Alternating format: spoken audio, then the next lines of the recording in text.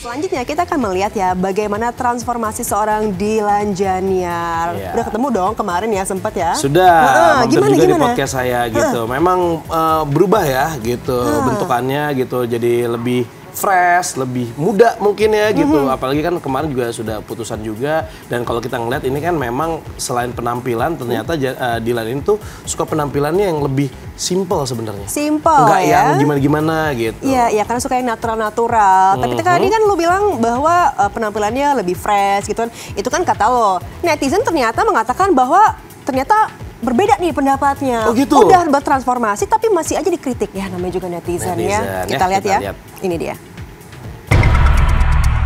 Berstatus janda, pesona Dilan Janiar kian membius hingga beredar kabar dekat dengan Andre Taulani. Kabar ini ramai diperbincangkan, apalagi Andre sendiri sedang menuju status duda. Kabar kedekatan yang bermula kala keduanya syuting bersama dengan tingkah Andre yang tampak kikuk serta Dilan yang terkesan menaruh hati, sontak memantik ramai reaksi netizen. Kamu dari awal juga sama aku aja, ngapain sama si Wendy itu? Kamu nggak punya masa depan dengan dia? Iya, buktinya kan aku pilih kamu.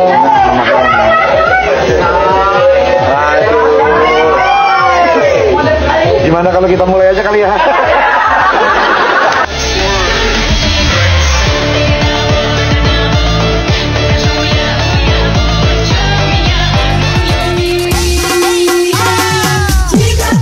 Geger di komentar, Dilan Janiar tak terlampau pusing. Ia santai-santai saja, malah makin fokus mengubah penampilan. Mulai dari jalani beberapa proses operasi plastik di beberapa bagian tubuh. Kini Dilan memang makin cantik dengan gaya busana yang simple tapi tetap terlihat trendy, serta kian pancarkan aura keanggunan.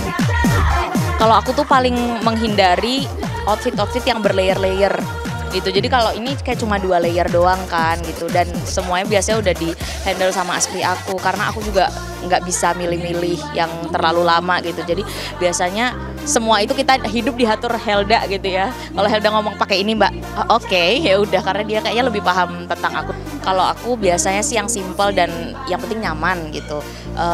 Menurut aku fashionable segala macam itu tuh nomor kesekian lah. Yang penting aku nyaman dulu dan nggak terlalu berlayer gitu, karena aku ngerasa kayak anget aja gitu mas kalau misalnya berlayer-layer. Ini sekarang temanya formal casual, jadi aku pakai blazer yang kayak gini terus putungan, jadi tetap ada casualnya sedikit tapi ada jasnya gitu, dalamnya cuma pakai dress yang ketat gitu. Jadi dia emang bener-bener press body, terus timpa sama heels, sisanya jewelry simple aja sih. Bahkan aku juga nggak pakai kalung, padahal kan ini sebenarnya lumayan ke bawah ya, seharusnya kan bisa diisi pakai kalung, tapi aku ngerasa itu juga agak too much gitu karena udah yang lainnya udah pakai gitu. Dan bagi Dilan, setiap barang branded bukan sekedar logo, melainkan cara untuk menegakkan rasa layak dalam dirinya sendiri. Orang lain melihat harga, tapi ia melihat perjuangan yang membuatnya mampu memiliki. Kalau aku lebih suka branded daripada yang nggak ada mereknya. Terus kalau misalnya nggak branded, mending nggak usah pakai sekalian. Ini beli di Korea, ini nggak tahu 5 jutaan berapa, lupa aku.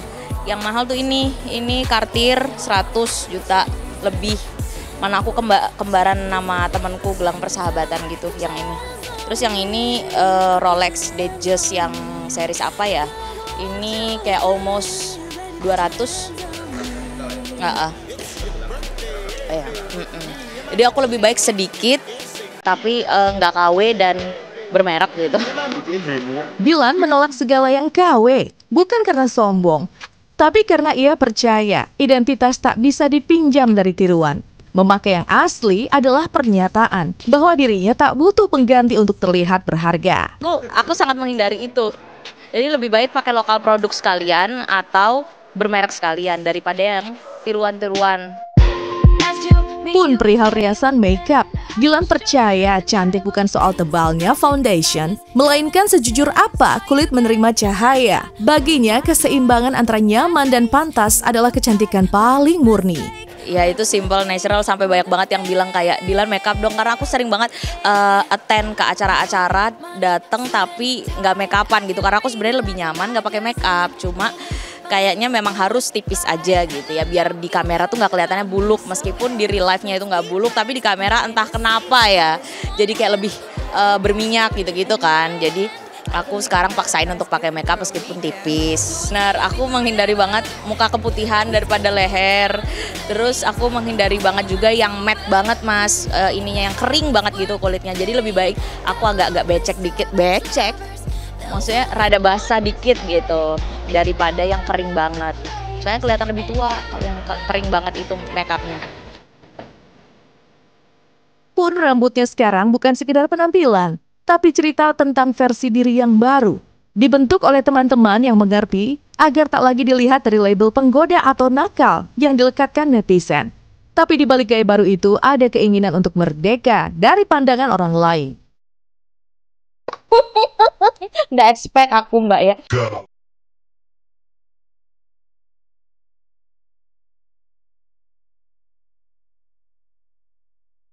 Halo, nama aku Dilan Janiar, asal aku dari kerajaan mermaid ya mbak. Ini pertama kalinya aku extension. Aku tuh ini pakai yang premium, kualitasnya rambut orang Eropa guys. Karena rambut aku tuh rada ngembang sedikit, dia nyatu banget sama rambut asli aku. Apakah aku keturunan Eropa mbak? Dengan harga segini bener-bener worth it banget. Hasil extensionnya bener-bener menunjukkan bahwa diri aku sebenarnya memang rambutnya seperti ini dari lahir. Ini di stylishin sama tempat extension aku tuh ada di PI. Jadi itu emang mereka orang salon yang ngerti banget tone kulit kita, cocoknya pakai warna apa, terus mukanya itu kayak gimana, nanti dipasrahin sama mereka tuh aman. Jadi nggak kelihatan kayak wanita penggoda atau wanita nakal atau murahan gitu. Dia pilihin warnanya yang emang match sama muka gitu, sama warna kulit gitu. Dan Dilan tahu apa yang dilihat di layar tak pernah menggambarkan dirinya seutuhnya. Di dunia nyata, ia bertemu orang yang melihat keindahannya tanpa filter, tanpa nyinyir. Dan di situ ia belajar bahwa validasi paling tenang datang dari diri sendiri. Oke, hari ini kita mau lanjut treatment keloid aku. Ketika aku lagi nggak peduli sama outfitku, nah aku bikin konten. Nah terus netizen komen gitu kan, dan itu hak netizen, aku nggak akan pernah larang mereka gitu kan. Cuma emang netizen kalau misalnya kamu tanya kenapa reaksi aku terhadap itu, memang netizen itu tuh latah, itu percaya nggak percaya ya. Orang yang tadi nggak kepikiran itu, begitu baca komen, iya nggak ada auranya. Ini ya setiap kali orang yang ketemu sama aku di real life tuh kayak mereka bilang, ya ampun aslinya cantik banget nggak kayak di komen segala macam, yang bilang auranya segala macam. Jadi kayak memang netizen itu latah. Jadi aku santai aja sih. Soalnya aku juga udah surgery ratusan juta ya. Jadi itu kalau nggak ada hasilnya buat apa?